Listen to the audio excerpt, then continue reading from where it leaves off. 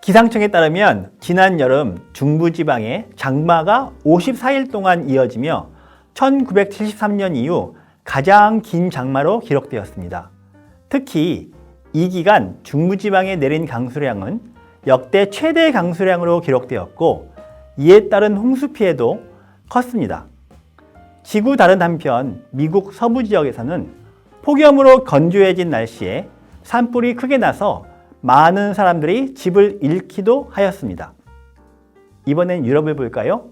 작년인 2019년 6월, 유럽은 1880년 기상 관측이 시작된 이래 최고 기온을 경신하였습니다. 그런가 하면 2019년 1월에는 북반구인 북미에서는 혹한이, 남반구인 호주에서는 폭염이 동시에 발생하는 등 극단적 이상기온 현상이 발생하였습니다. 이같이 지구촌 이곳저곳에서 갈수록 빈번해지는 이상기온과 자연재해의 배경에는 지구온난화로 인한 기후변화가 있습니다. 기후변화라 많이 부르더니 이제는 그 심각성이 날로 심해지면서 기후위기로 부르는 추세입니다. 여기서는 기후변화와 기후위기란 말을 상황에 따라 섞어 쓰려 합니다. 세계 기상기후에 의하면 2005년에서 2015년 사이에 일어난 자연재해의 80%가 기후변화와 연관되어 있다고 합니다. 지구온난화로 해수면 온도가 섭씨 1도 상승할 때 4, 5등급의 열대성 폭풍은 25에서 30% 증가하는 것으로 알려져 있고 그만큼 피해도 커지겠지요. 지구온난화는 바닷물을 팽창시키고 북극 빙하를 녹여 해수면을 상승시키면서 인구가 밀집된 해안 도시에 자연재해 피해를 키웁니다. 특히 지구 면적의 2%를 차지하는 해수면 위 10m 지대에 전 세계 인구의 10%가 거주하는 상황에서 해수면 상승은 심각한 문제를 일으킬 수 있습니다. 무려 6억 명이 넘는 사람들의 생명과 재산이 달려있기 때문입니다.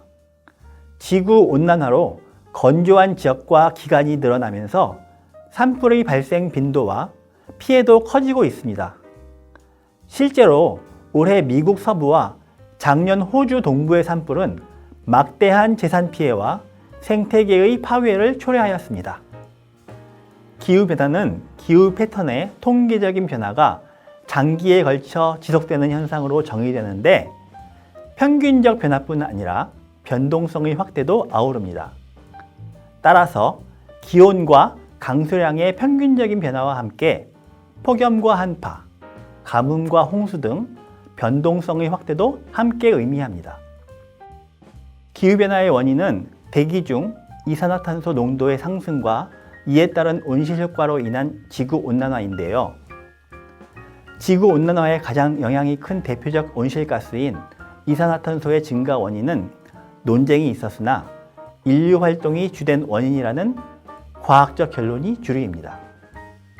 유엔산하 기후변화에 관한 정부 간 협의체인 IPCC에서는 2014년 기후변화에 미치는 인류의 영향은 부정할 수 없다고 선언하였습니다.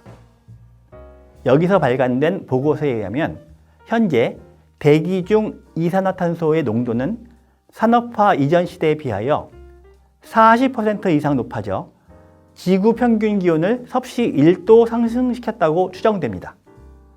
인류는 생산 및 여가 활동 과정에서 석유, 석탄, 천연가스 등의 화석 연료를 사용하며 그 부산물로 이산화탄소를 배출하여 왔지요. 이로 인하여 대기 중 이산화탄소 농도가 짙어지면서 온실가스 효과로 지구의 평균 기온이 높아집니다. 이는 우리가 사는 하나뿐인 지구의 대기순환에 영향을 주고 기후 패턴을 바꾸어 이상기온과 자연재해를 자주 일으키게 되는 것입니다. 이제 기후변화의 주된 원인을 규명하려는 과학적 논의는 인류 활동이 지구 온난화의 주범이라고 결론 지어진 상태이며, 기후변화 관련 논의는 기후 위기에 대처하기 위한 정책적 대응 논의로 점차 그 축이 옮아간 상황입니다. 특히 지구 온난화의 진행을 막아 기후변화로 인한 피해를 줄이려는 정책적 논의가 국제기구를 통해 지속적으로 이루어지고 있습니다. 기후위기 대응을 위한 국제적 공조를 위하여 2015년 체결된 파리 기후협약은 저탄소 정책을 통해 지구온난화를 늦추어 산업화 이전에 비해 섭씨 2도 이내로 제한하는 것을 목표로 현재까지 189개 나라가 비준하였습니다. 파리 협정으로도 불리는 이 기후협약은 사상 최초로 개발도상국까지 포함하는 모든 나라에 저탄소 경제로 전환하기 위한 정책적 의무를 부과하였습니다. 2018년 10월에는 우리나라 인천 송도에서 개최된 제48차 IPCC 총회에서 지구온난화 1.5도C 특별보고서를 채택하고 산업화 이전 대비 지구의 평균 기온 상승을 1.5도 이내로 제한하기 위한 방안을 제시하였습니다. 이후 EU를 비롯하여 60여 개 나라에서 탄소 배출량을 0으로 만드는 탄소 중립 선언을 통해 탄소 저감을 위한 의지를 천명하였습니다. 얼마 전 우리 정부도 2050년까지 탄소 중립을 달성하기로 목표를 정하고 이러한 움직임에 동참하였습니다. 일본 역시 2050년까지, 중국도 2060년까지 탄소 중립을 달성하기로 선언하였습니다. 앞으로 더 많은 나라가 탄소 중립 실현을 위한 노력에 동참할 것으로 기대됩니다. 유엔과 G20 등 국제기구를 중심으로 기후위기 대응을 지원하기 위하여 기후 리스크를 금융산업을 통해 관리하는 방안에 대한 논의도 활발하게 이루어지고 있습니다. 2015년 G20 재무장관의 요청에 따라 금융안정위원회는 작업반을 구성하였고, 기후 리스크를 반영한 금융회사 공시체계에 대한 권고를 담은 보고서를 2017년 발간하였습니다. 2018년 유럽연합도 지속가능 금융에 대한 실행계획을 만들고 기후변화에 대처하는 금융산업의 중요성을 강조하였습니다.